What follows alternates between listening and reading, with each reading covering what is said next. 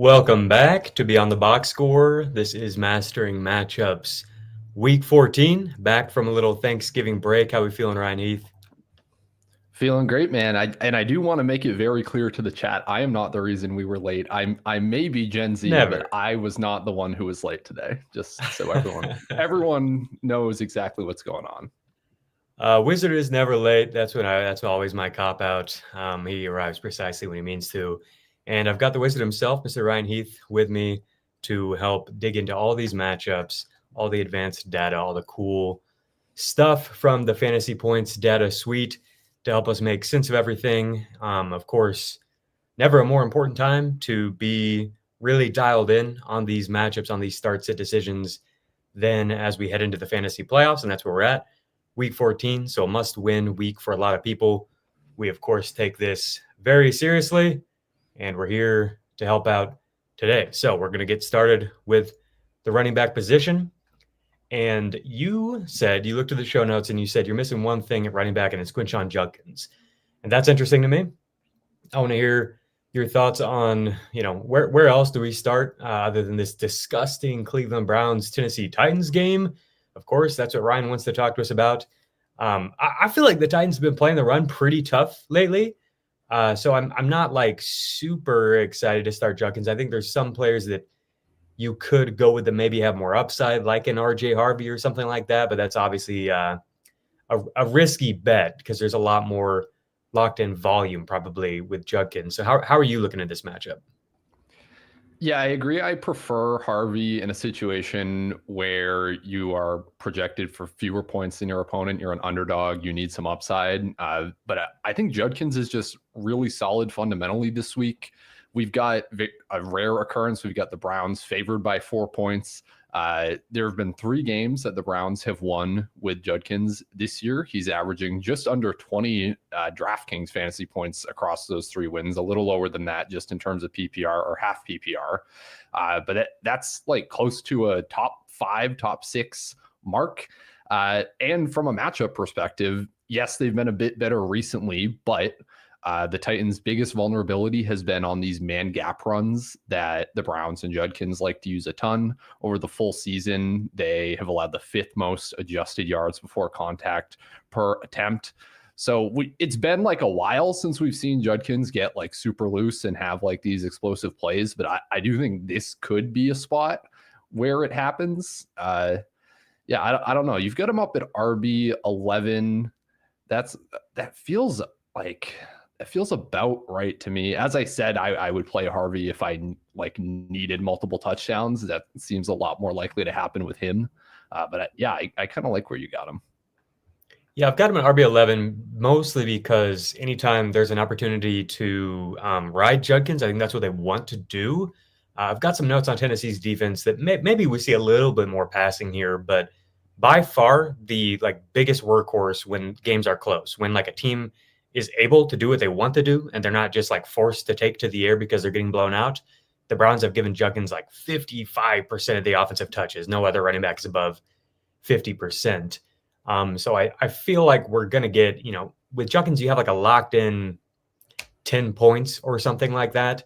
And then if this one does get a little bit ugly, if he rips off some big plays, if some of these schematic notes end up mattering, then you've got some upside there too. So that's where I'm at with him, is compared to Kyren Williams, who's splitting his backfield a little bit. Some of these other running backs feel a little bit dicier for me. And I wonder if he maybe has a similar type of upside, even if that seems weird because we haven't seen the upside all that often in this gross Cleveland offense. Okay, let's talk about Harvey then. I do have Harvey a little bit lower. Obviously delivered last week, but I don't know if we can just count on touchdowns every week. The rushing efficiency hasn't been there at all, but pretty decent shot that we'll get a touchdown this week, I would think, against the Raiders.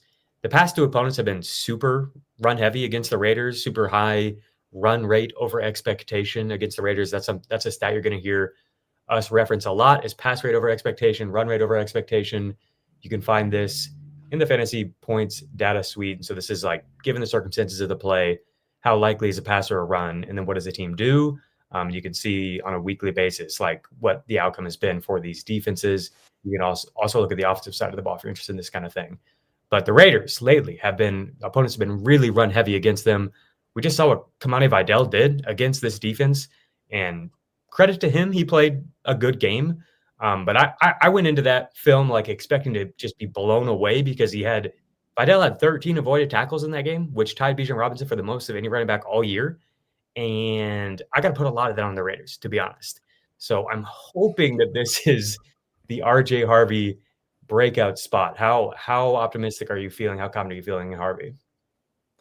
I'm pretty optimistic. So one thing I will say about RJ Harvey and this backfield and just kind of Sean Payton in general is at the margins, this guy, I swear to God, has made like a change to his backfield utilization every single week. This week, it was that Tyler Bidet got more of the 2-minute drill stuff, but that Harvey was exclusively the goal line back. And it does sound like that'll at least continue based on some of his comments before and after the game. So I do feel good about Harvey from a scoring perspective. Ranks third among all running backs in fantasy points per snap while leading behind only Jahmyr Gibbs and James Cook. That is also kind of a touchdown stat. But yeah, as you're saying, like Broncos are big favorites. It should be the exact type of game for that to kind of work out for him.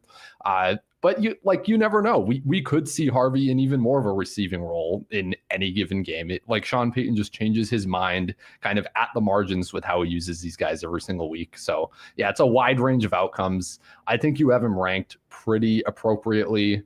I might even slide him above like a Javonte Williams, where I'm just a little bit worried about how Williams fits into like more of a shootout-y type of game script. His target share has been pretty much cut in half since CeeDee Lamb returned in the second half of the season. But they're similar-ish bets to me. Okay, yeah, that might be a decision that people are making. Javonte Williams, obviously a late draft pick. They might have both of them.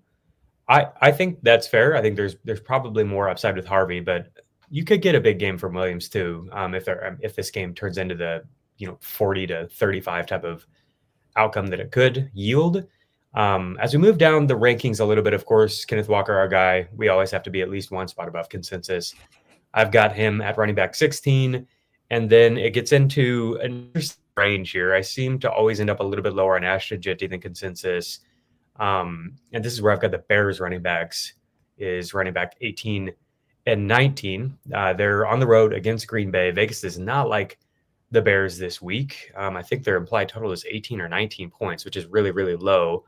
But we've seen, man, the Packers have the third lowest pass rate over expectation, opponent pass rate over expectation on the year, third lowest. And it's been extremely negative over the past 5 games. Teams have really, really chosen to run.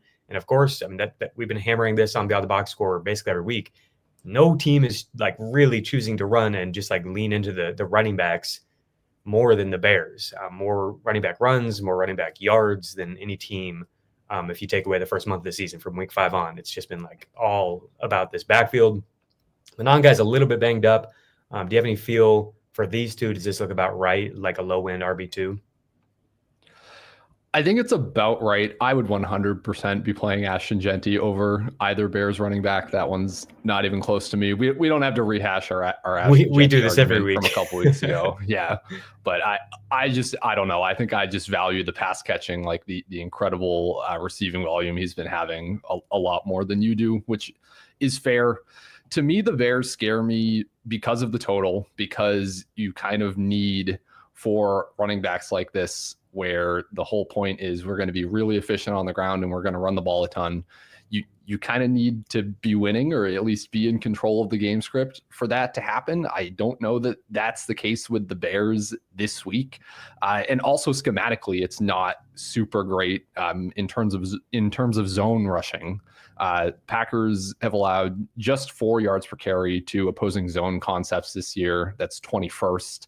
Monangai and Swift are both top 7 in zone concept carry rate. So Ben Johnson is insanely cracked. I understand like he's great. The running game is great. I can see them succeeding, but yeah, I would much rather play a Jeanty. I would much rather play Oh man, I don't know if I would much rather play an ETN. So yeah, we're really just arguing over Ashton Genty. I think running back does get very gross this week as you get into this range.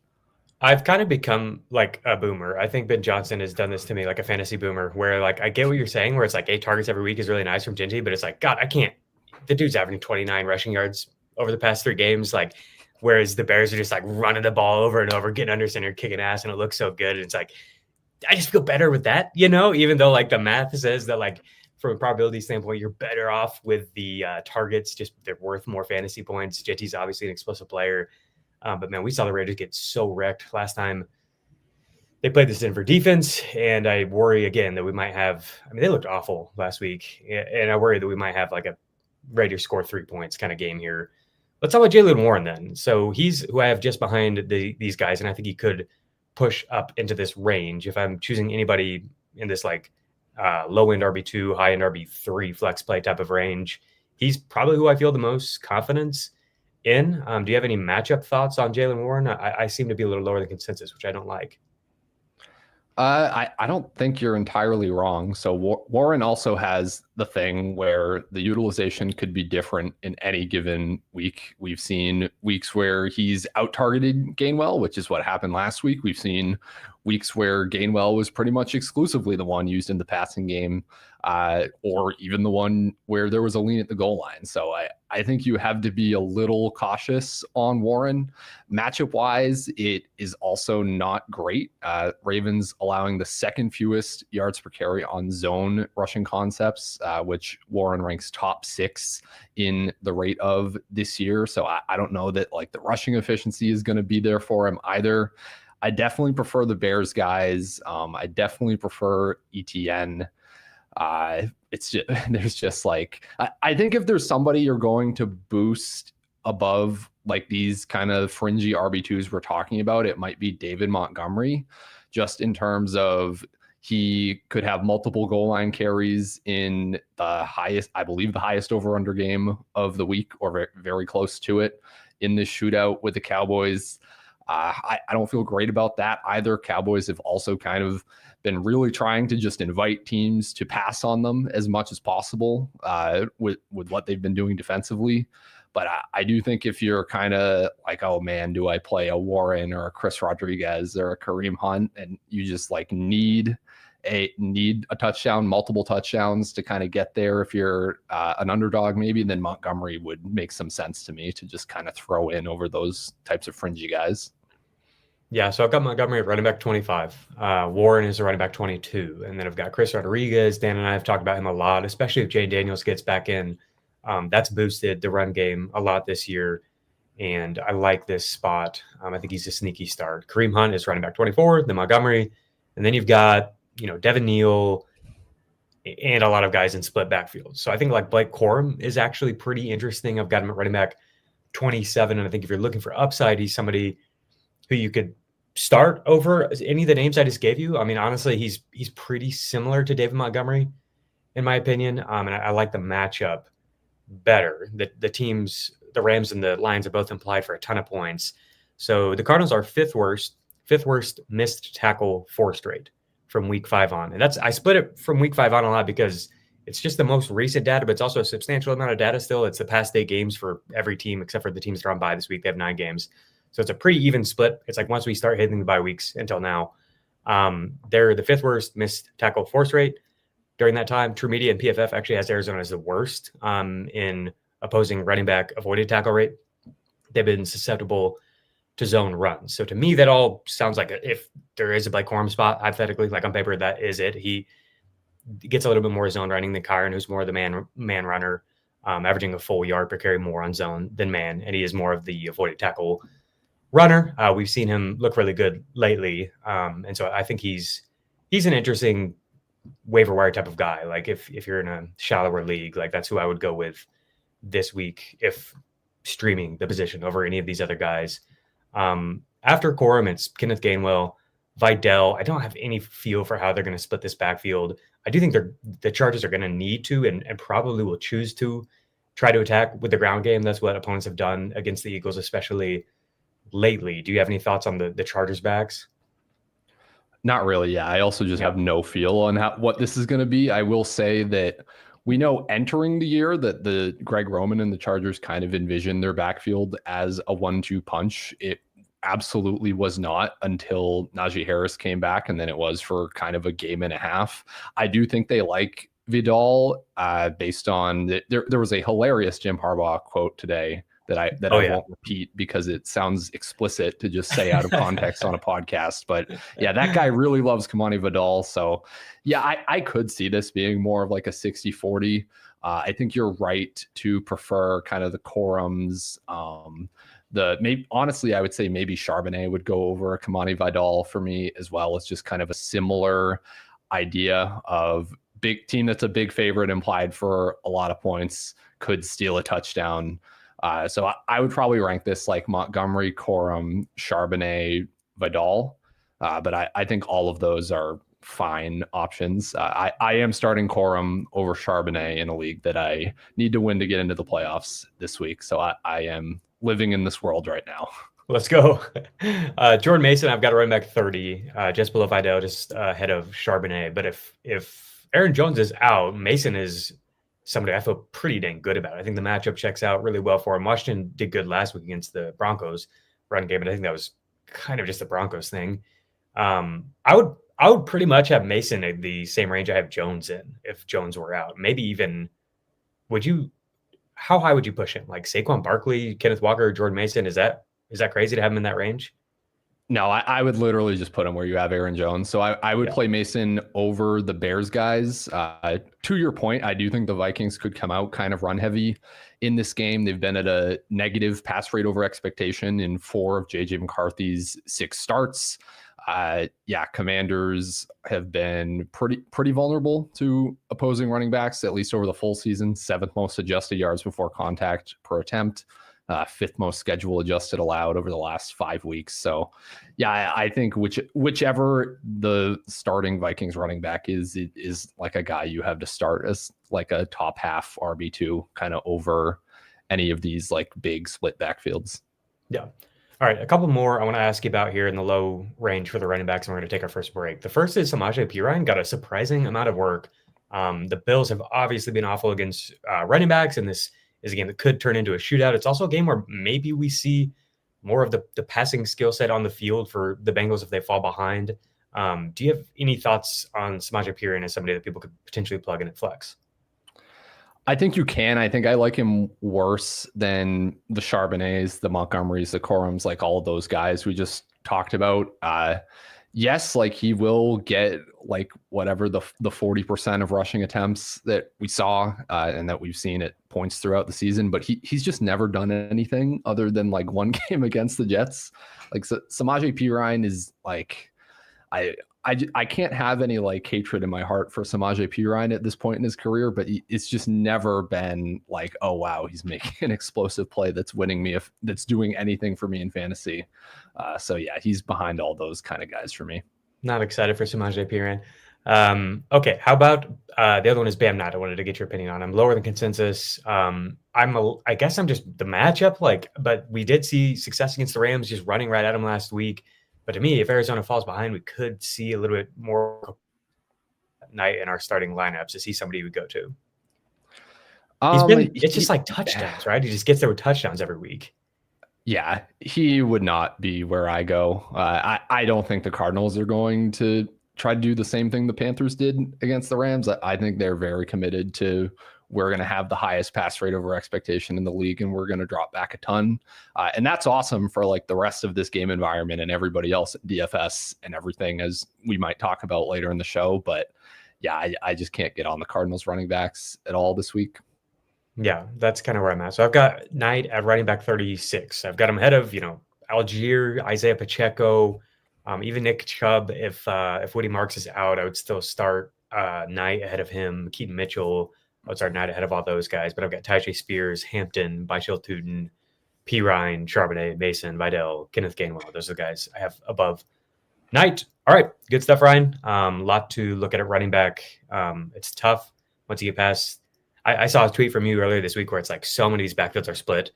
And it is tough making these decisions where it's like, do you go with like the running back 2, like Blake Corum, who has some upside, or do you go with one of the few running backs who's like locked in a role, like Devin Neal, but it's in a weird offense where the role might not actually be that valuable. So it kind of comes down to what you need. If you need upside, what you're doing with your matchup, and what kind of start you need to make. But we're gonna get back after this break, talk about receivers, and then we'll get into some flex discussions as well. When you need your sports news all the time, we've got breaking news to bring to you. CBS Sports HQ gives you a snapshot of all the sports that matter to you. When you need your sports in a snap, find it on CBS Sports HQ, streaming free anywhere you are. Okay, wide receiver George Pickens is the only one that is approaching the Jackson Smith-Njigba range in my mind. That might be crazy, but I really love the matchup for him this week. I saw somebody asked this on Twitter before we started, like Puka Nacua or George Pickens this week. And I'm like, what the hell? That's crazy. But that must be nice. But it is Pickens for me. I'm really excited for this potential shootout with the Cowboys and the Lions tonight. Do you have any thoughts on Pickens or Tesla or anything that you want to get out for anybody who, is getting to this before the Thursday night games? I mean, not really. It's like an awesome schematic matchup for Pickens, kind of a more man-heavy Lions type of defense. So, yeah, just expecting very big things from him. I don't expect that much from like a Tesla or a Tom Kennedy, who should be in the slot. Like that's, I know there's been like some buzz, some discussion about him this week as well. I don't know where you have Tom Kennedy ranked. Maybe it's not even worth talking about, but yeah. Nope. Alrighty, let's get down the rankings a little bit then into maybe some more actionable decisions for people here. Here's what I've got: the Eagles receivers. It's a Monday night game. Eagles on the road against the Chargers. I've got A.J. Brown and Devontae Smith at wide receiver 12 and 13, just below Chris Olave, Jameson Williams, Jalen Waddle, Nico Collins, above Mekhi Egbuka, Terry McLaurin, Jacoby Myers. We're going to get into a lot of these names here. Ladd McConkey, I've got a little bit lower than consensus, a little bit lower than he normally lands. I'm pretty nervous about the Chargers in general. So let me get into the matchup notes that I found here in this game. So the Chargers have the second highest opponent first read target rate. So opponents are getting to the first read a lot, but they have allowed the second lowest catchable target rate on first read targets. So we're looking at the Eagles here. It's been all A.J. Brown dominating the first read targets lately. Some other Chargers notes: they're ninth in pressure rate over expectation. And they're fourth in time to pressure, the Chargers defense. So they're getting there very fast. And that's with the third lowest blitz rate in the league. So they're not blitzing very often, but they are still creating pressure and creating pressure fast. When Hurts has been pressured, especially when he's been pressured quickly, he's leaned on A.J. Brown, 45% first read target rate versus quick pressure. Devontae Smith has a decent target rate too.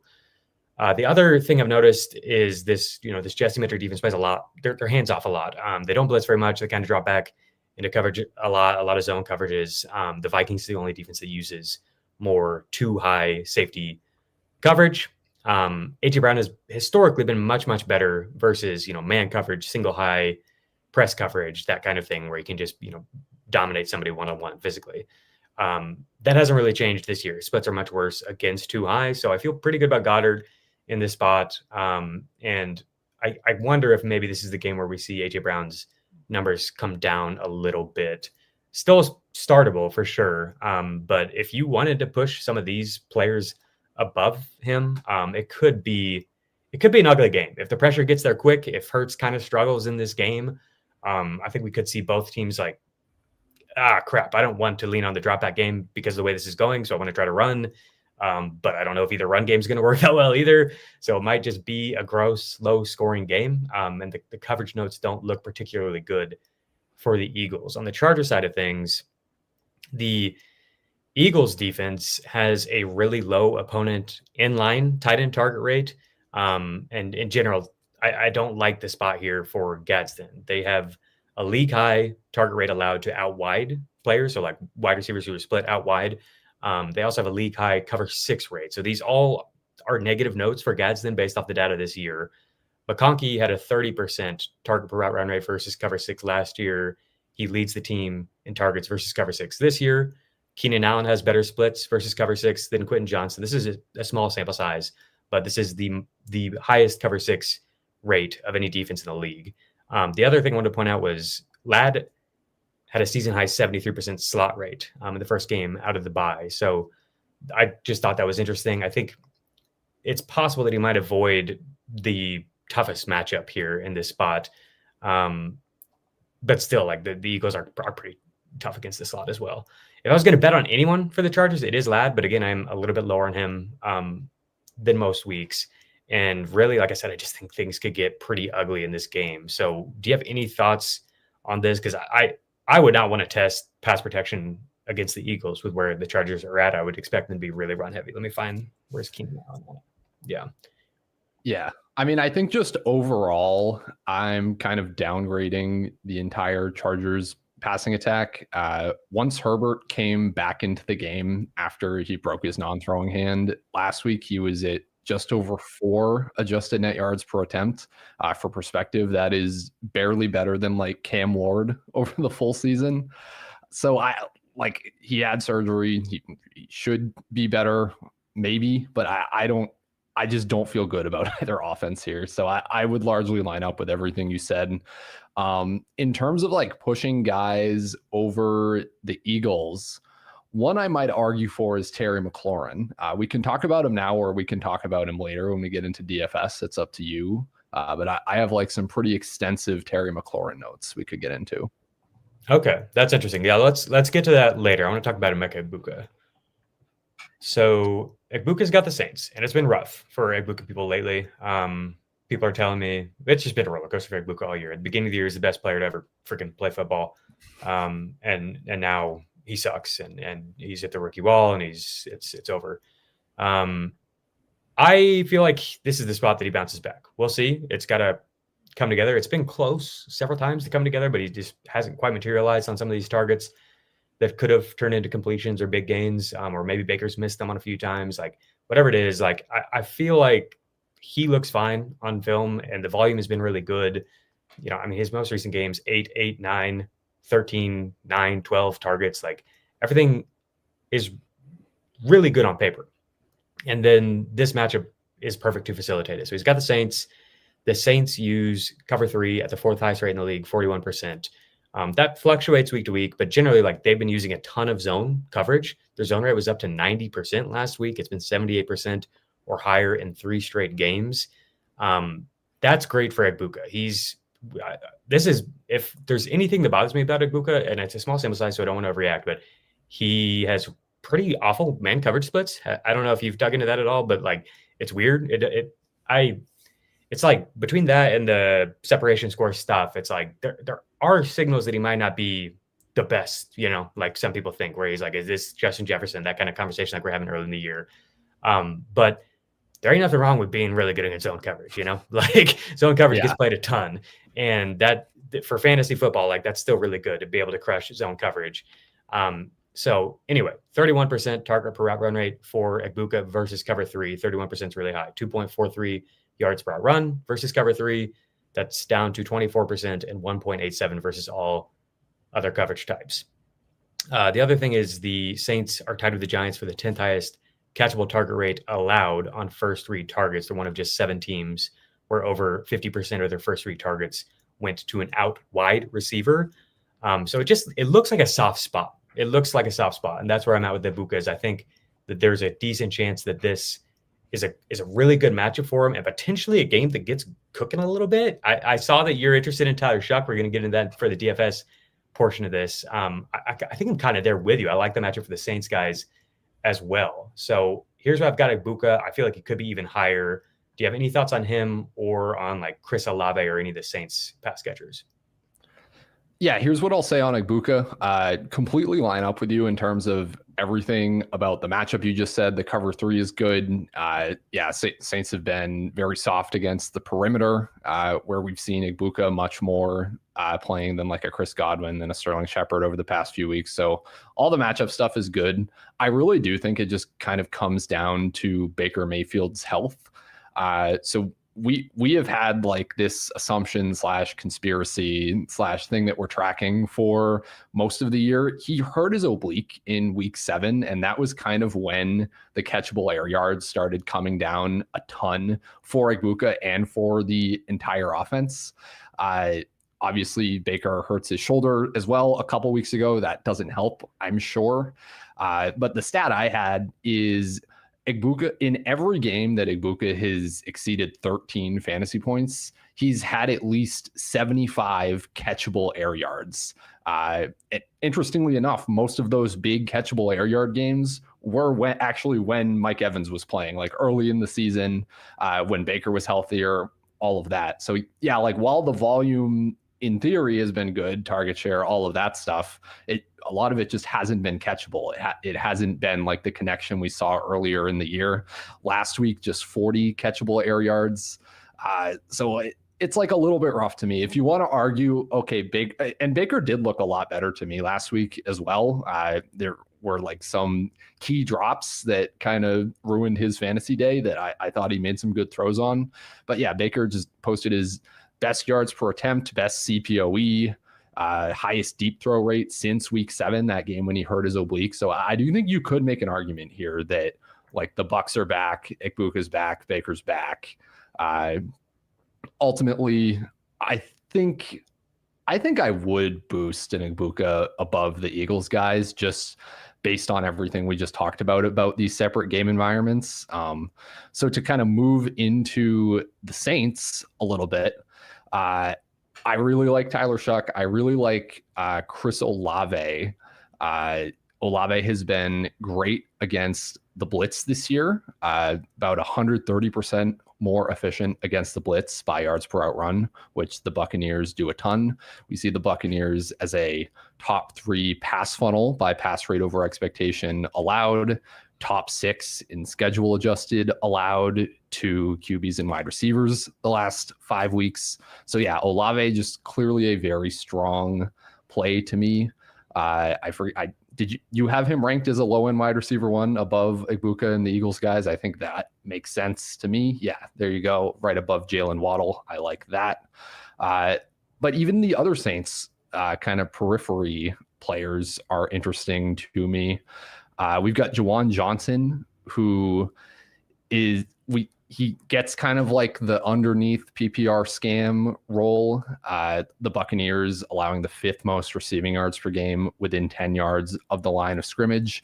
Johnson also actually leads the team in targets per route run against the blitz in Tyler Shuck starts. He's kind of been the go-to, oh my God, I'm getting blitzed PPR outlet for Shuck. I think that could work in his favor a ton.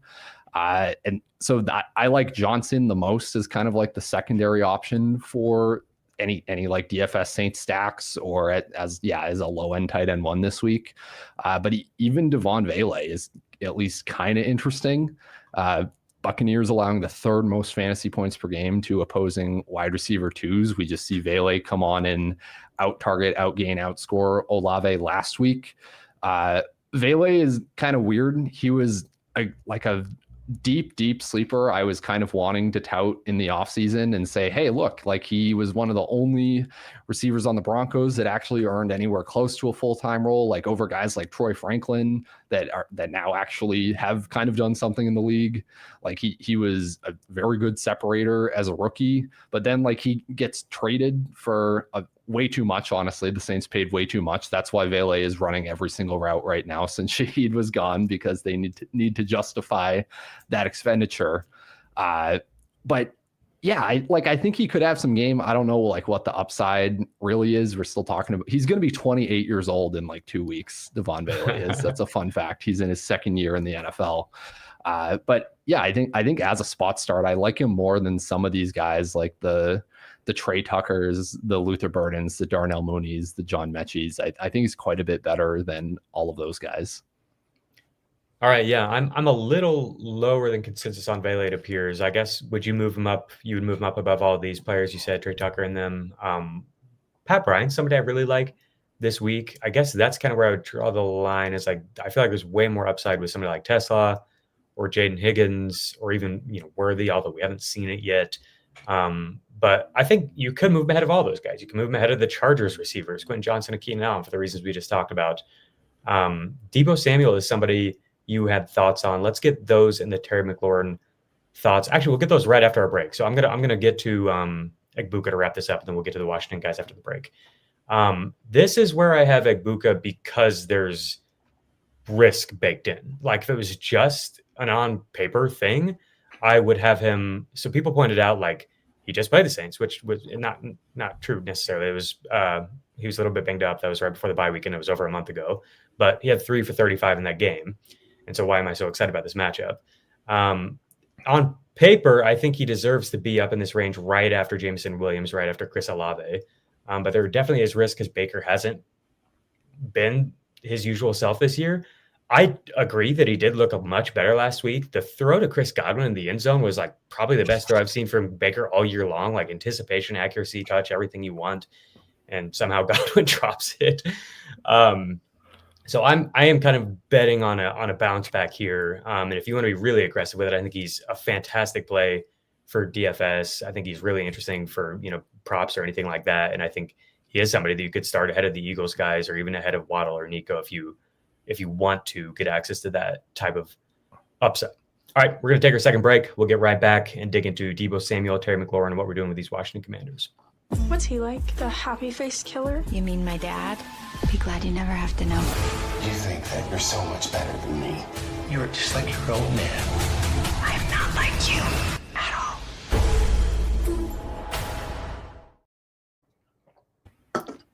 So I have Terry McLaurin just after Egbuka. Loved everything we saw from McLaurin from a role perspective last week. And I've got Deebo much lower than consensus. It looks like he's one of the receivers I'm the lowest on relative to consensus. So I'm definitely curious to hear what you've got here against the Minnesota Vikings. Yeah, so I'm going to talk here just assuming that it's Marcus Mariota that is starting. There was like a report that Daniels would have a chance to return for this game about a week ago, but we haven't heard anything. I don't believe he's practiced. So if it is Mariota, then yeah, I think it makes sense to have McLaurin way ahead of Deebo Samuel. We have seen Mariota really prefer McLaurin. He's at 3.8 yards per out run in Mariota's starts this year. That's behind only Jackson Smith and Jigba. And even schematically with Mariota, this matchup kind of works in McLaurin's favor. So normally with the Vikings, a bunch of too high looks, a bunch of blitzing, like normally that's much more of like a Deebo Samuel matchup. And that's true across the full season. Deebo gets a nice boost to his targets per out run, to all of his efficiency. Against too high McLaurin, it comes down. But if you look just at the games with Mariota, McLaurin's at a 0.38 target per out run against too high looks in Mariota starts, way above Deebo at 0.27. McLaurin also gets targeted 66% more often on a per out basis against the blitz, which again, the Vikings do the most of any team in the NFL. So I feel good about McLaurin over both of the Eagles guys. I would move him up above them as well if we're adjusting rankings. Deebo, like I would have him higher than you do. He's been like better than you remember this year. Like he's gone over 20 DraftKings points in 4 of his 10 games, excluding the game he was really hurt. There is upside with Deebo. He can absolutely put up 15, 18 plus points. Yes, most of those have been without McLaurin in the lineup. I do think it makes sense to prefer him, but yeah, just overall Deebo's much more of like the underneath guy that takes advantage of too high looks and everything. So I think you want to be high on both of them this week. Alrighty. Yeah, I've got them ranked as if we're getting Mariota, which Mariota, dude, it was like over 500 air yards or something. Like there's definitely some meat on the bone here. Obviously, I want to see Jaden back in there, but I think they could be fine if he's not. Let's talk about these Green Bay receivers because I'm running into them here as I'm looking at like the rankings for Deebo and Michael Wilson, who the chat's asking about. I've got Watson at wide receiver 20, and we just have to do this, right? Like this is the Christian Watson, Dontavian Wicks podcast. So disappointing that last week was the the Wicks week, and we weren't able to get together and talk about it because I actually had like Wicks in all my DFS lineups on Thanksgiving, and he obviously hit in a big way. So that was huge as a sicko to enjoy that on our Thanksgiving. I've got Watson at wide receiver 20, Dobbs at wide receiver 30, and Wicks at wide receiver 33. Consensus has really overreacted, in my opinion, to the Watson stuff.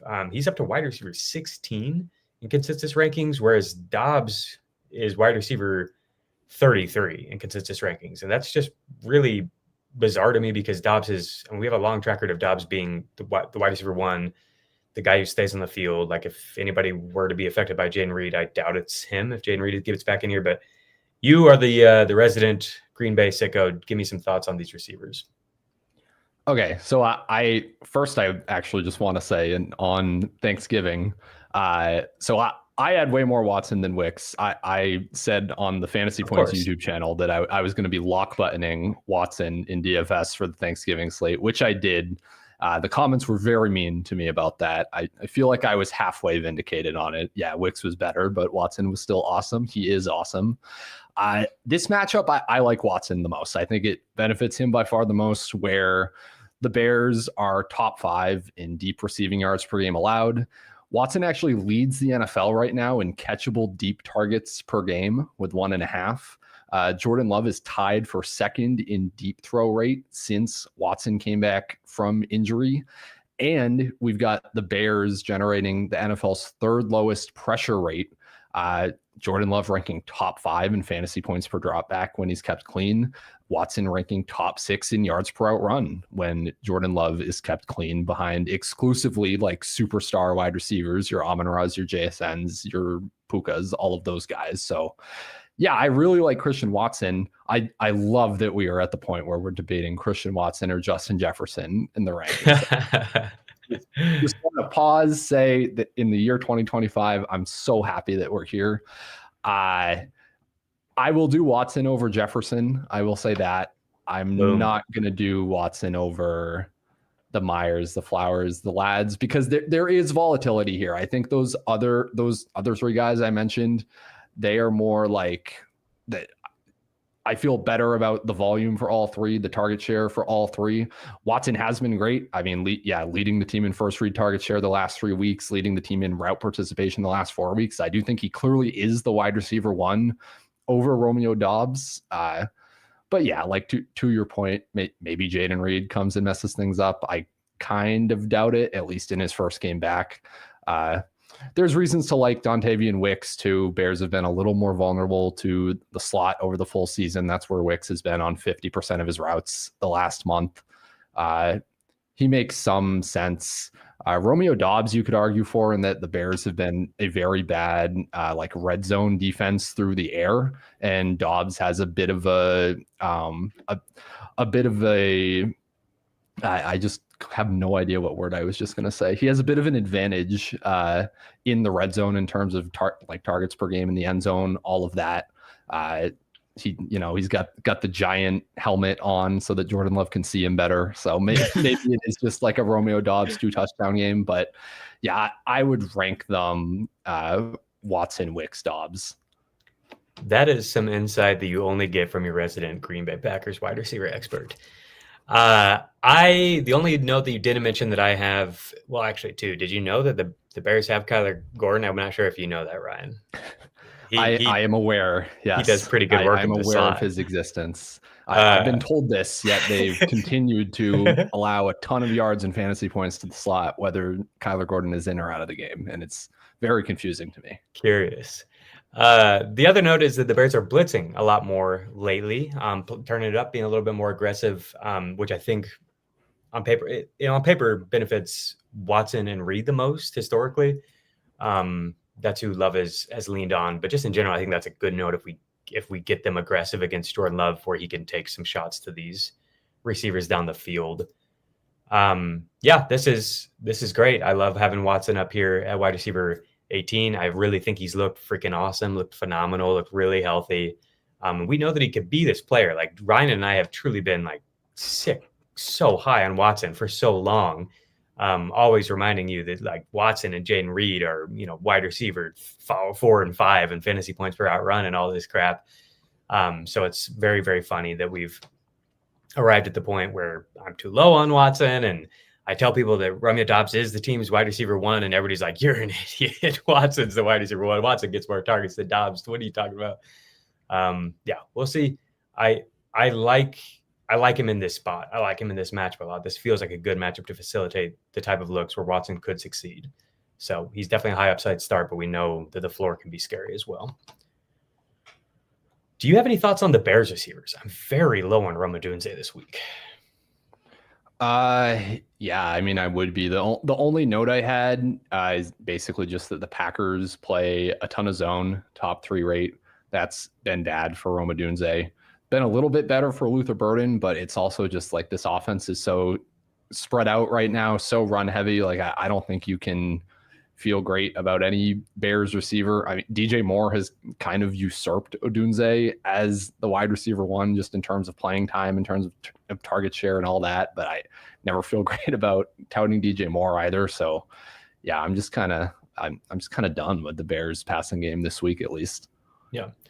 Okay. Let's talk about Brian Thomas Jr. It's time to talk about Brian Thomas Jr. Put him on the thumbnail.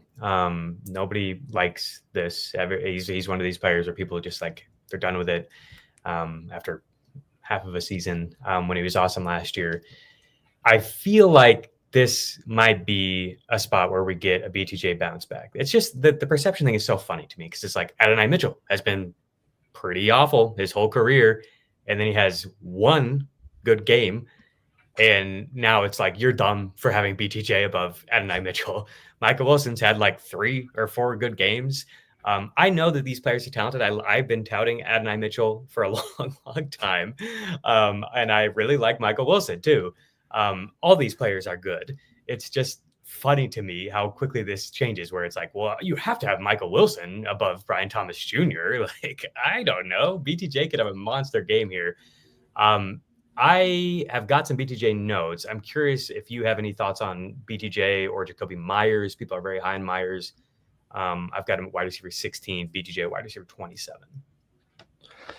Yeah, so I really like this game environment from the Jaguars side, just in general, I'll say. So Sauce Gardner is going to miss this game. In games without Sauce Gardner, the Colts rank 4th in pass rate over expectation allowed. Over the full season, 4th most schedule adjusted points per game allowed to opposing wide receivers. So most of that being without Sauce. Like this secondary is way worse than you remember before they put this Sauce Gardner Band-Aid on it. So I'm with you in really being interested in kind of all the Jaguars. The matchup notes I found were a bit more favorable to Myers. Most receiving yards per game allowed within 10 yards of the line of scrimmage. Myers has the lowest ADOT on the team since he arrived in Jacksonville.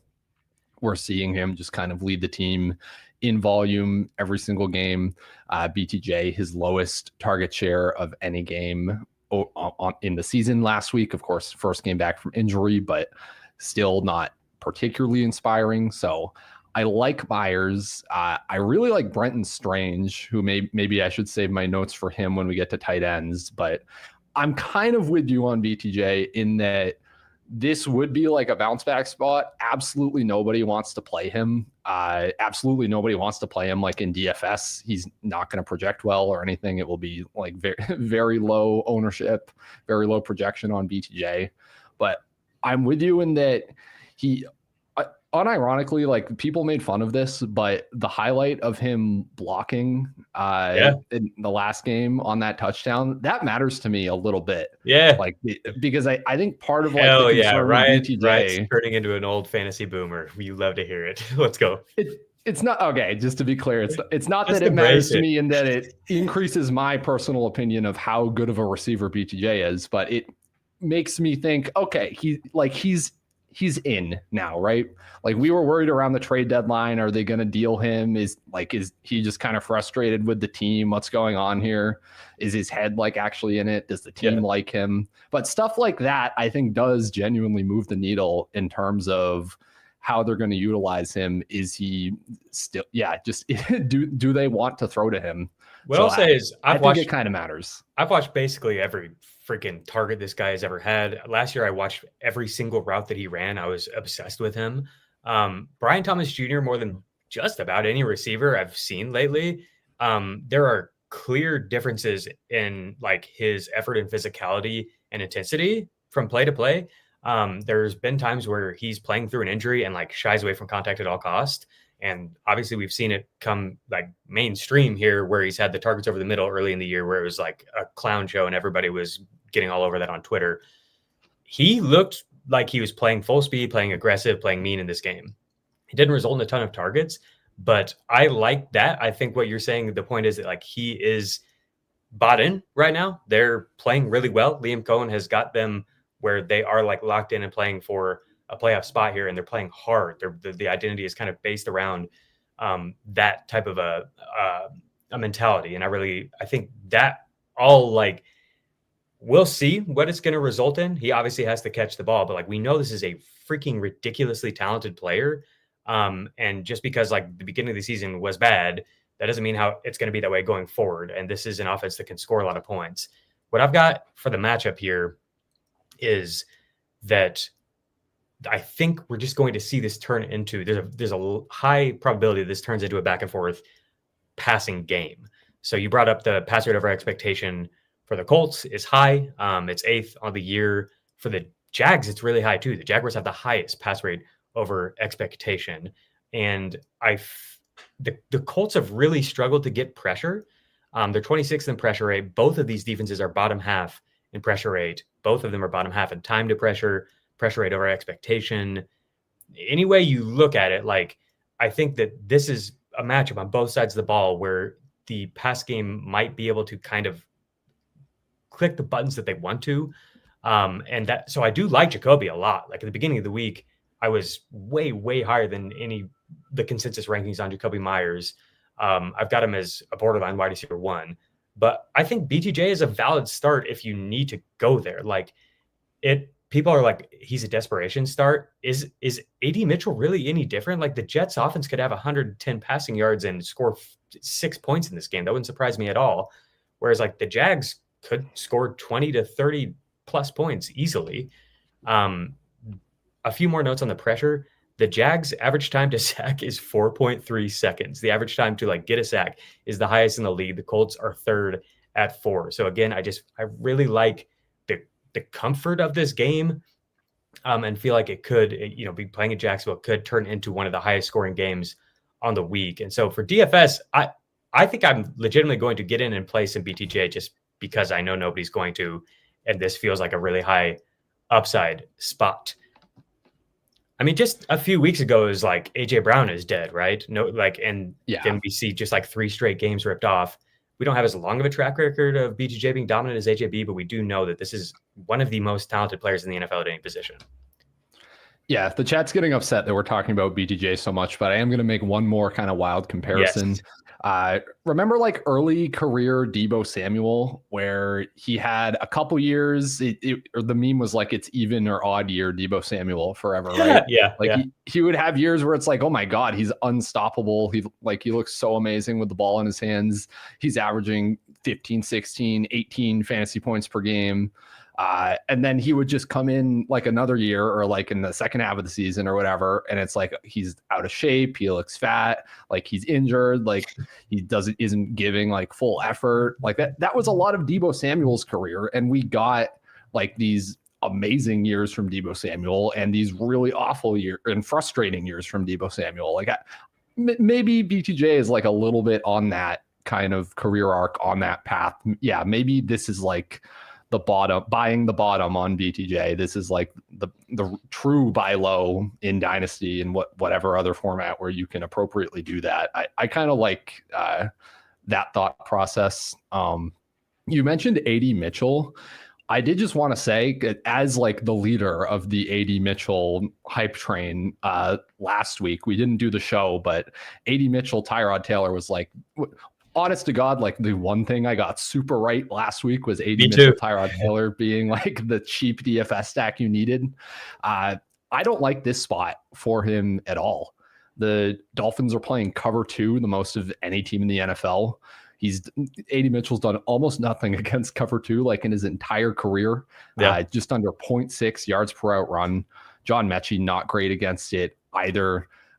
We see the Dolphins as a top 5 run funnel by pass rate over expectation allowed. I think the Jets could try to stick to the run more in this game. So yeah, I'm not a huge AD Mitchell fan this week. I'd have him ranked as probably like a low end wide receiver 3. Like the upside is still there for sure. He's a volatile flex wide receiver 3, but I'm not as into him this week as I have been in past weeks. Yeah, I think that makes a ton of sense. Lots of zone coverage. I would much rather get him in a spot that he had last week where he can pick on somebody one-on-one and just use that talent to create one-on-one wins. You can roll the dice on him, but I don't honestly see him as a very good play. Like I've mentioned that I think you're going to get a higher probability of running into 5, 6, 7, 8 targets or whatever with Mitchell than Tesla. But I think Tesla's like ultimate upside is higher, as crazy as that sounds, if you're looking at the 2 waiver wire options here. So let's move Wicks ahead of Mitchell. And I'm going to go Dobbs too. Anybody else here? Let's talk about the Denver receivers. So Troy Franklin, I feel like you've been pretty high on this year. Do you have any thoughts on his first game out of the bye that he was 3rd on the team in routes? They had Pat Bryant, the rookie, run more routes than him. Do you just like, who knows? It's Sean Payton. Yeah, well, that of course, yeah. It wasn't like by that much either, right? It was by like a couple of routes, right? Yeah. Like all 3 of Sutton, Franklin, and Pat Bryant were playing quite a bit. I'm not really concerned about the playing time, the usage, any of that. I will say on a schematic level, Raiders lead the league in cover 3. Mm-hmm. Franklin has just clearly been the Broncos cover 3 beater this year, easily leading the team in targets per out run, yards per out run against it over the past 5 games. The splits are like very wide for him. Mitchell is like quadruple the yards per out run against cover 3 as against all other shells. It's kind of like all he's done is go beat cover 3.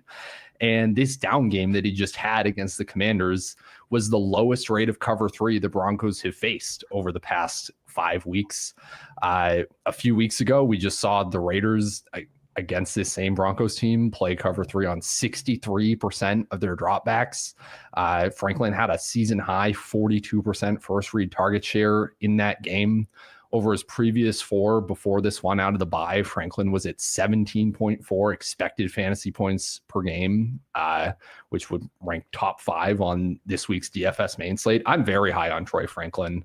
I understand like there's going to be some interest in Pat Bryant. He's really cheap and he's obviously a guy people are picking up. But I think this is kind of the ping pong of we're excited about one Broncos receiver. And I think it just kind of ping pongs back to Franklin based on the schematic matchup, based on kind of the usage over the full season. I feel the best about him. Okay. You might've said it. Would you move him ahead of AD Mitchell, ahead of Wicks, any of those guys? Yeah, I love how that was the original question, and I just went on a minute rant about it. But yes, I would move Franklin above Wicks, even above Dobbs. I'd probably stop at Brian Thomas Jr., DK Metcalf, but I would get it if you wanted to play him over them too. And how do you feel about this ranking for Courtland Sutton? I've got him right behind Justin Jefferson, ahead of the Colts wide receivers against the Jags. I do think that, like I said, it could be a good game for these Colts and Jags players. I'm totally fine with them over Sutton. But to me, Sutton was the one who ate against cover 3 last year. It has been Franklin more so this year. But I like this spot for Sutton to continue to kind of get dialed in. In the first game after the bye, he was back to kind of what we saw last year. And I wonder if that's what we'll get down the stretch, if they maybe were just really trying to get Franklin rolling in the early stages of the season or something like that. We'll see. But anyway, the Raiders had a league high 85% catchable target rate on first read targets this year. 85% catchable target rate on first read targets. They're also top 5 in the percentage of first read targets that targeted an out wide receiver. So I like that for both Sutton and Franklin. Yeah, no, I mean you can easily argue for him schematically as well. He's got a bit of a boost in target per route run even this year against cover 3. So I think that's fine. I would slightly prefer Franklin. I'd probably just have them ranked back to back with Franklin slightly ahead. Wow. But I would have the Colts receivers over these guys. I think you're too high on Khalil Shakir. Maybe I'm just really mad at Khalil Shakir lately, but yeah, he's rough to me. I like Michael Wilson over Shakir. I would move Godwin down probably based on what we talked about with the outside perimeter funnel stuff with the Saints. So I'd rearrange everything that you have here, honestly. But yeah, moral of the story, I would just kind of pinch Sutton and Franklin. Okay, last one is Jerry Jeudy. You said you had some Jerry Jeudy notes. I tend to avoid Jerry Jeudy analysis. I've got him at wide receiver 46. What do you think about Jeudy this week against the Titans? Yeah, I hate this, but I just kept finding like notes on Jerry Jeudy, and I'm like, man, I got to share these with someone. And yeah, this just seems like the perfect opportunity. I have a captive audience. You're going to listen to me about Jerry Jeudy. So Jeudy, since Shedeur Sanders became the starter, averaging a team high 1.5 deep targets per game, Shedeur overthrew him on what would have been probably a walk-in touchdown last week. That's like really interesting in this matchup against the Titans, 4th most receiving yards per game on the deep ball. They are also allowing the 2nd most fantasy points per game to opposing wide receiver ones. It's really gross. It's a super low total game, but I could see this become a slop fest. There's like a world where these two offenses are the top 3 fastest just by average seconds taken per play. Obviously, they're not that high in pace because neither of these offenses succeed very much, so they don't run many plays overall. But if both of them are kind of pushing up the pace, we've got the Titans allowing the 2nd highest pass rate over expectation. Teams generally want to throw against them. I know we just talked about Quinshon Judkins. I think probably more likely the Browns try to stay run heavy, but if the game environment gets pushed in any way, if the Browns get pushed, or if Shedeur just wants to come out and make a statement or whatever, I do think it's a spot Jerry Jeudy can succeed. I like him more than kind of these Luther Burdens, Darnell Mooney's, John Mechie's. I wouldn't get him above Jaden Higgins probably, but yeah, just a little boost to Jerry Jeudy in the rankings. He's like kind of interesting in DFS. He's only like 4,200, but yeah, sorry for the Jerry Jeudy analysis. Thanks for suffering through that for me, guys. We got about 8-10 minutes or so on Brian Thomas Jr. and Jerry Jeudy today. Welcome to Mastering Matchups Week 14. Okay, yeah, I moved him up as you were talking, and I was thinking about it, and right behind Jaden Higgins is where I landed as well. I do think that there's let's transition to tight end and talk about Harold Fannin, because like you said, I think that we could see a lot of passing for the Browns in this spot. The Titans, I've said that I really haven't, they've impressed me lately in terms of how they're playing the run. They're up to 2nd highest opponent pass rate over expectation after like 7 straight substantially positive opponent pass rate over expectation games. I've got Fannin at tight end 11, just behind Zach Ertz and Juwan Johnson, Jake Ferguson, Kyle Pitts. I really like the usage last week, just a tough matchup. I think you could push him ahead of any of them. I really like him and Juwan Johnson. Like if you want to push them up into this range with Kelsey and Britton Strange, I think they're just basically a tier below them. And I think the Jeudy thing is interesting. The Titans use a lot of too high, which I think benefits Fannin, and they have the 3rd highest catchable target rate on first reads. So it could be a good spot for Jeudy, could be a good spot for Fannin. Obviously, it depends on the quarterback getting them the ball. Let's talk about at the top here, Tyler Warren, Britton Strange. These will kind of get us into some DFS notes as well. But you like both of these two in this shootout. We already talked about the Jags and Colts game a lot. Did you have anything specific on these tight ends you wanted to share? Yeah, so I guess starting with Tyler Warren, I'll start with the Colts. I think I'm a little less into the Colts than you are. I didn't really like how kind of conservative they were last week with Daniel Jones being injured. They weren't conservative against the Chiefs, and a lot of teams are conservative against the Texans, kind of trying to avoid their pass rush. So I get it, but I think there's a world where maybe they just try to run the ball more than we'd like. But if that's not the case, if it is a good game environment, I do like Tyler Warren as the bring back for like any Jags stuff. Jaguars allowing the second most schedule adjusted to tight ends specifically that are split off the line. And Tyler Warren has only been in line on 29% of his routes over the past month. So he just kind of perfectly fits here from a coverage perspective. The Jaguars kind of switch up what they do a lot. They do play a lot more too high stuff than a lot of the Colts' recent opponents. So I do think like the ceiling on Alec Pierce is probably not quite as big as it's been in recent weeks, as excited as we've been for him. So yeah, Warren really solid. Brenton Strange also really solid. You were talking earlier about the Colts kind of failing to get pressure. That is also really big for Brenton Strange historically. He is at, let's see, 0.07 target per out run when Trevor Lawrence faces pressure, goes up to 0.27 when he's kept clean. So that I like that for Brenton Strange. I like all of the underneath funnel stuff we talked about with Jacoby Myers for Brenton Strange. Like the guy's second in yards per out run at the tight end position behind only Tucker Kraft. Like he's pretty exciting. He's 55 receiving yards per game in his healthy games, which is like he's been like slightly more productive than Brian Thomas Jr. in their games together. Like I think Strange is like my favorite play on the Jaguar side. I get BTJ, but yes, Strange is pretty interesting, pretty exciting for me. Was there anyone else you asked me about, or was it just those two? No.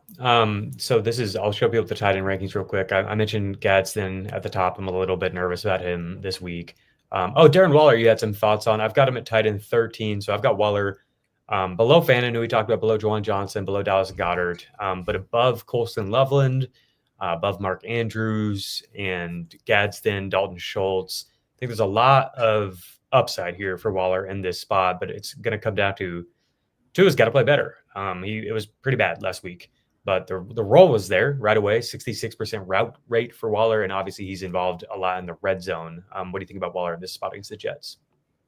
Yeah, so it really just does come down to the red zone usage for Darren Waller. The stat I had is that he's top 6 in targets per game inside the 10-yard line. That's among all wide receivers and tight ends. The Jets have allowed a touchdown on 50% of opposing pass attempts from inside the 10. That is the third most. We have seen Mike McDaniel actually be pretty successful in kind of scheming up these plays in the red zone where Tua is throwing.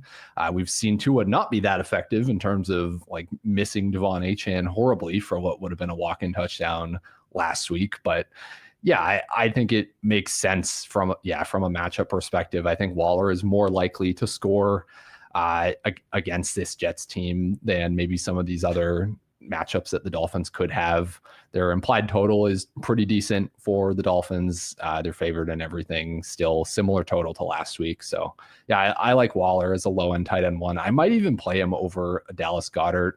That's probably overreacting to all the game environment stuff we talked about with Chargers, Eagles, but they're similar bets, I guess. Yeah. All right, let's get to a quarterback discussion. I've got an interesting stat here I want to share on Caleb Williams that I think is going to be relevant. He's going to get put to the test. This stat is going to get put to the test this week against the Green Bay Packers. So Caleb Williams' sack rate versus quick pressures, 27% in year one. That was QB 34 out of 37 qualifiers. This year, he's only been sacked on 7% of his quick pressures. That's QB 3. He's the only quarterback with at least 50 dropbacks versus quick pressure to have 0 interceptions and fewer than 5 sacks versus quick pressure. He's 5th overall in success rate on quick pressure dropbacks. So that's pressure occurring in under 2.5 seconds. Obviously, that matters when you're going up against this Green Bay pass rush. I'm not particularly enthused about playing Caleb Williams this week. I have him at QB 17, the same range as Tyrod Taylor, Tyler Shuck, Justin Herbert, Daniel Jones. Do you have any thoughts on Caleb or the Bears this week against Green Bay? Yeah, I mean, as I kind of said, I'm just kind of down on this. Yeah, this whole Bears offense. I would move both Mariota and Tyler Shuck over Caleb Williams if we're just doing rankings here.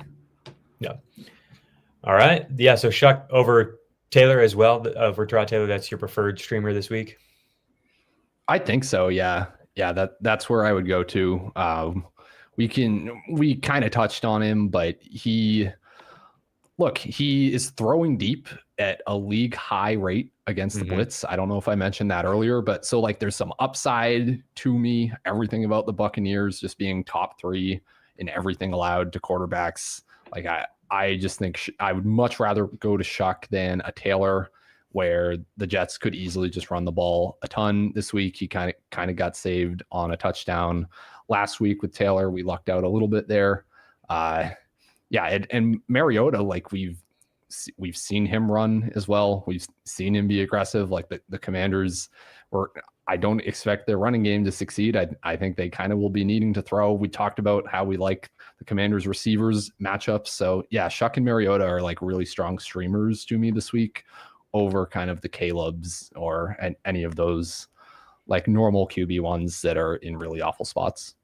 Yeah, I think Shuck is interesting. I feel like the results haven't been that great lately in some perceived like really good matchups, but they haven't been bad. I think it's just there's like this stink from last week where people really wanted this Miami and New Orleans game to be a big fantasy game, and Waddle sucked, Tua sucked, and Shuck, it's just a bad game. But I feel like if you turn on the film, there have been a lot of plays that have been really close for Shuck and the Saints that haven't quite come together. And he's been super aggressive to Ryan's point. And so now he gets this blitz heavy defense. There's definitely a lot of upside for them to connect on some of the big plays. I do prefer Tyrod Taylor, but I think both of them are valid streamers this week. And I'm fine. We have moving them ahead of Caleb or even ahead of Jones or Herbert. I'm pretty nervous about those guys this week.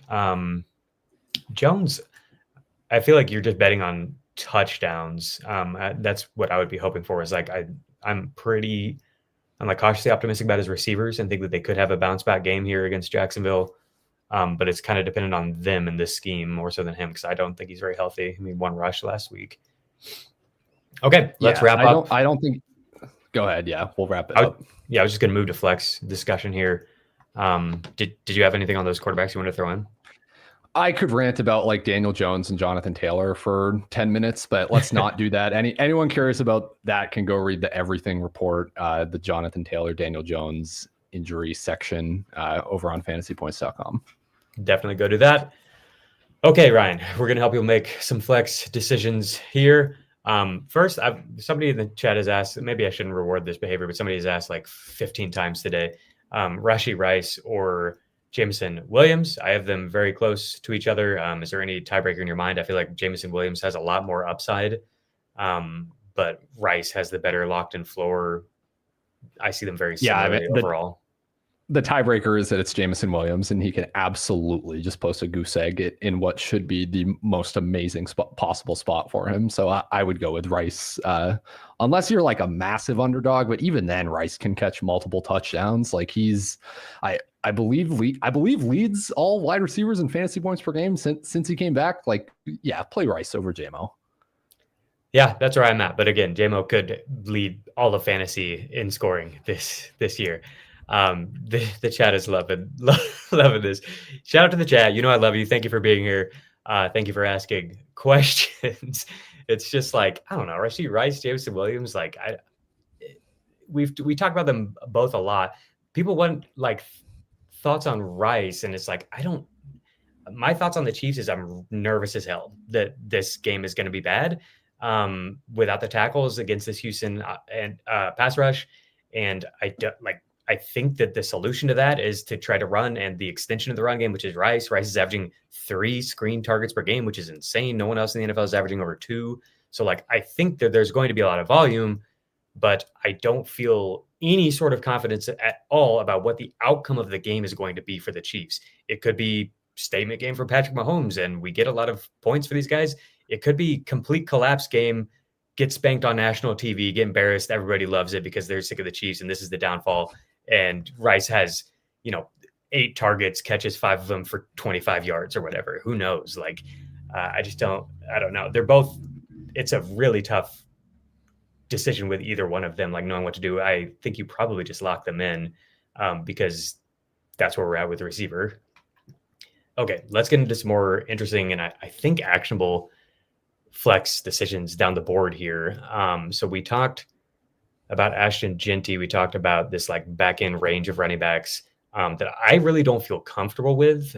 So to me, it's like, would you start Watson over Genty? Would you start Ladd McConkey, Cortland Sutton, some of these guys, the Colts receivers? Like, where's the line for them on the running back scale for you?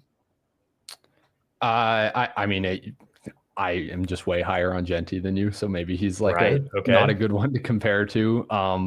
But yeah, I like. How about Watson? Sure, yeah, I like the Watsons and the McConkeys over ETN, over like the Bears running backs. Those types of guys is where I would lean. Okay. So Wilson and Michael Wilson, Alec Pierce, like they're definitely over Chris Rodriguez. Would you put them over ETN as well?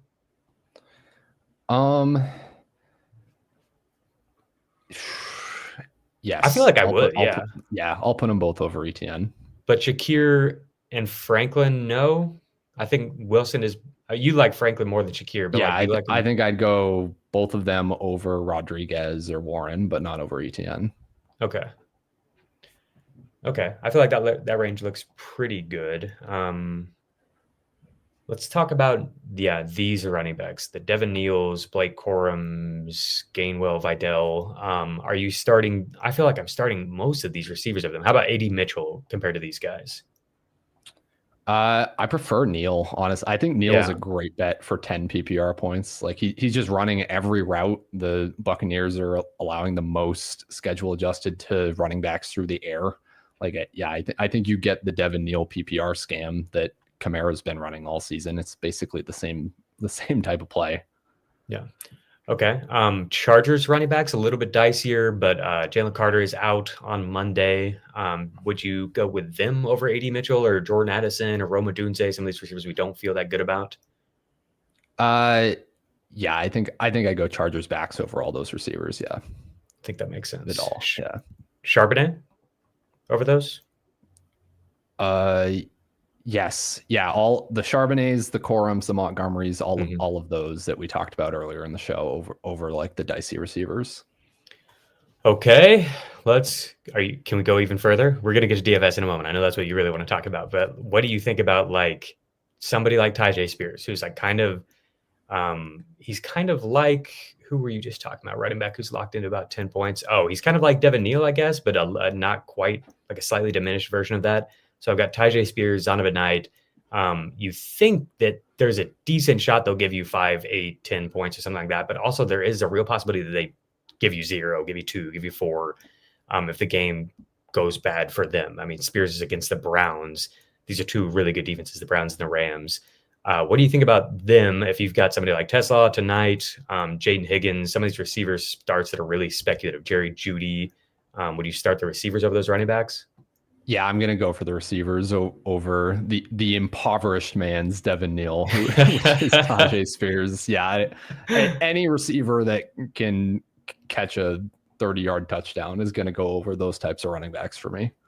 I love Tyjae Spears, man. What really is the difference between, I get 2 points from the receivers or I get 7 from that running back? Like, it's probably not swinging your matchup. Just give me the guy that has more upside. Spears and John Mechie, I see almost identically. Yeah, those are the same guy. Okay. Although I do think there's more like upside for a big play from Spears.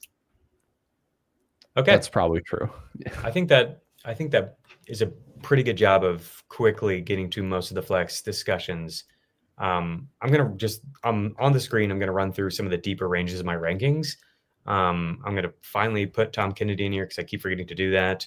And Ryan, I'm also going to check the chat and see if there's any good flex start sit questions that are thought-provoking here with maybe some players we haven't talked about. But DFS, I want to talk about DFS. Let's shift over to that.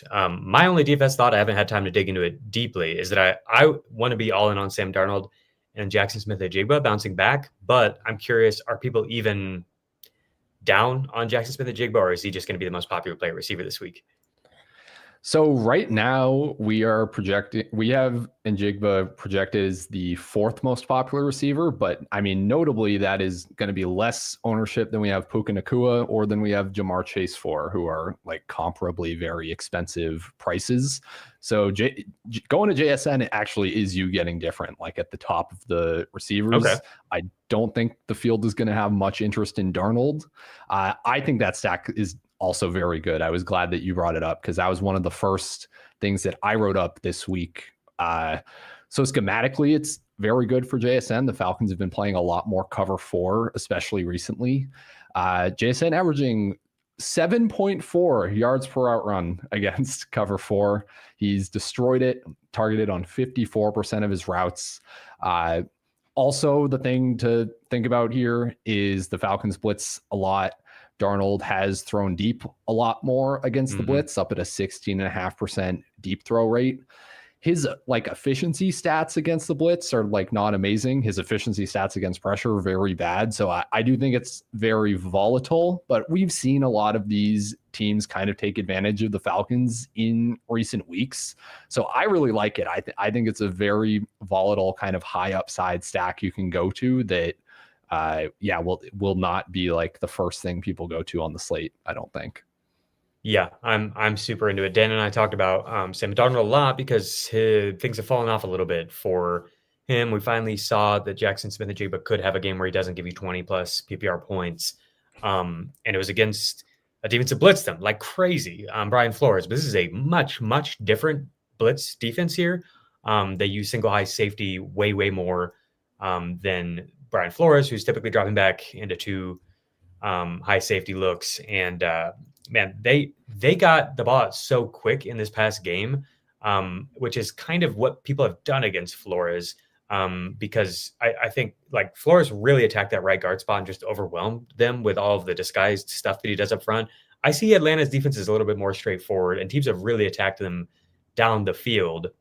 And to your point, that's what Darnold has liked to do against the blitz. This past game was the first game all year that Darnold had an average depth of target below 8 yards.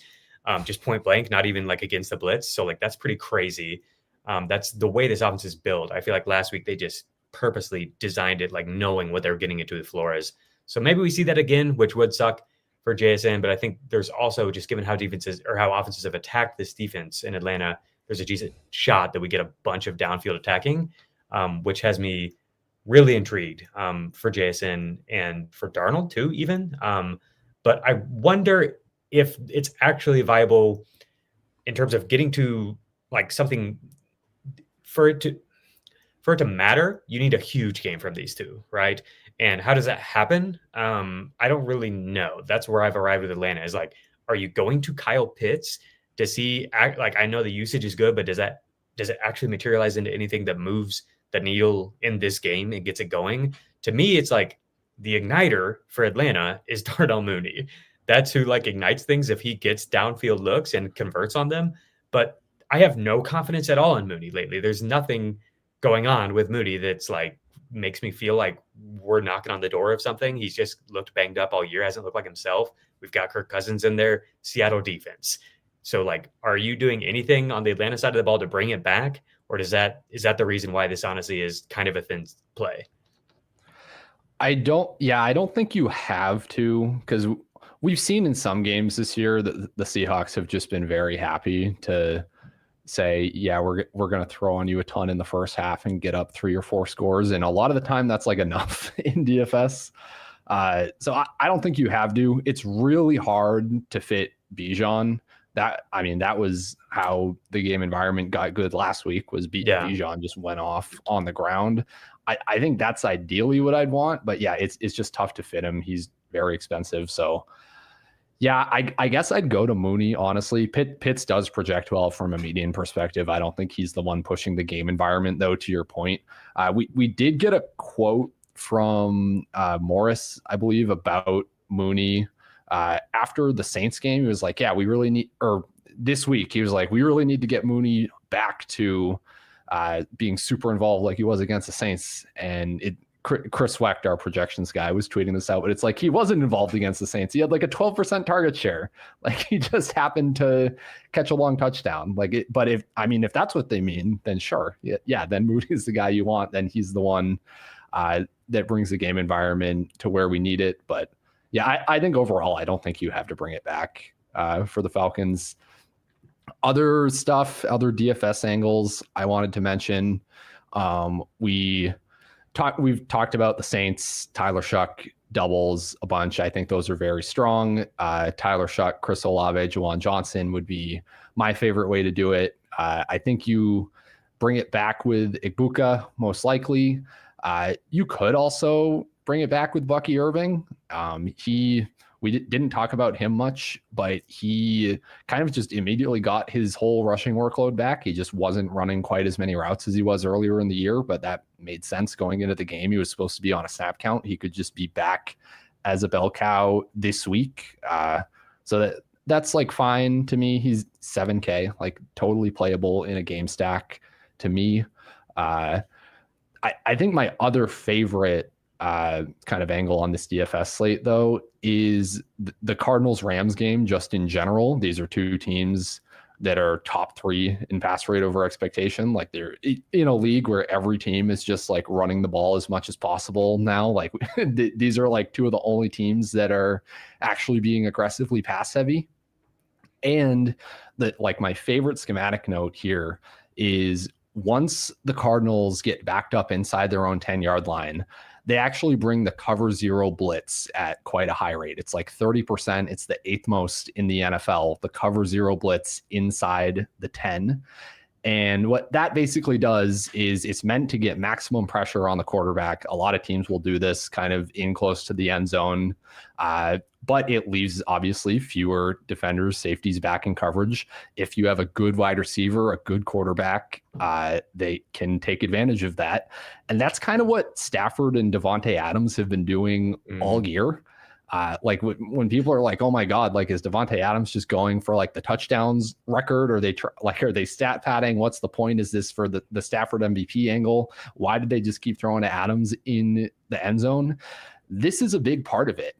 Adams has, 7 of his 14 touchdowns just against cover 0 this year. Leads the entire NFL in target share against cover 0, 54%. Stafford has thrown nearly double the number of touchdowns against double 0 of any other quarterback. He's 13 to Jordan Love and Patrick Mahomes 7. Third fastest time to throw, 4th most fantasy points per drop back against the 0 blitz. Like these guys are just masters at picking apart what the Cardinals will often do against teams in the red zone. So I really like, obviously, Stafford Adams as a DFS stack. You can bring it back with a Michael Wilson or whoever you want, a Trey McBride. That might be a little hard to fit. But yeah, that's just like one of my favorite angles, game environments, because there is going to be like quite a bit of Puka Nacua ownership, and I do just prefer Adams straight up in this game. I have Adams ranked Adam Nacua this week. Yeah, I'm there with you. I think this sets up really, really well for him based off what I saw when I dug into the matchup. All right, good stuff. Sounds like a fun week for DFS. I need to set aside some time to get into that. So Ryan, sports betting just became legalized here in Missouri where I live. And me and my friends have dubbed it Betmas. Is the whole month of December. We've got a group together where we put together bets every single day. And we like potted our money together. And this Saturday, we're going to get together, just watch sports all day and hang out, which is not something I typically do. Even on Sundays, I rarely sit down and watch for the whole day, just because it's like, if I'm going to watch football, for me, like I want to watch as much as I can every week. And so I want to have it at my fingertips where I can just go through the games quickly after they've hit the all 22. And so I'm excited for this. I don't ever watch any college football or anything, but that's what we'll be doing on Saturday. Watch some college hoops, watch some college football.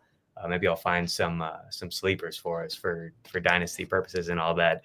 But Betmas, looking forward to a good Betmas. We've got off to a decent start so far.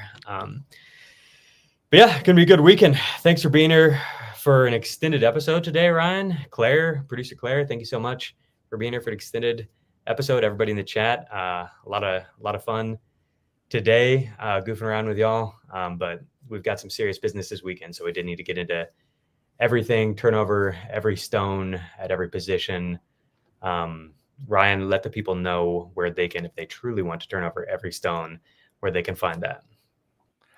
Yeah, find me on X at RyanJ_Heath, and then the article Advanced Matchups, which has a lot of this type of info that we talk about, is on fantasypoints.com. Advanced Matchups, you can use promo code matchups15 for 15% off any package over at fantasypoints.com. That's also where the Fantasy Points data suite is, where Jacob and I pull almost all of our information to talk about on this show from. So yeah, check out all that stuff. Promo code matchups15.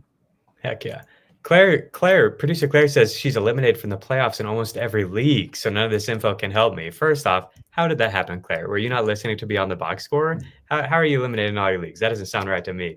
Second, this can still help you. Jump in some DFS, do some sports betting, even if it's just, to look smart in front of your friends. You can tell them all the crazy stuff that you hear here on Mastering Matchups each week. All right, we're out of here. Thank you all so much. We'll be back next week. Good luck to everybody. Fantasy playoffs right on the corner.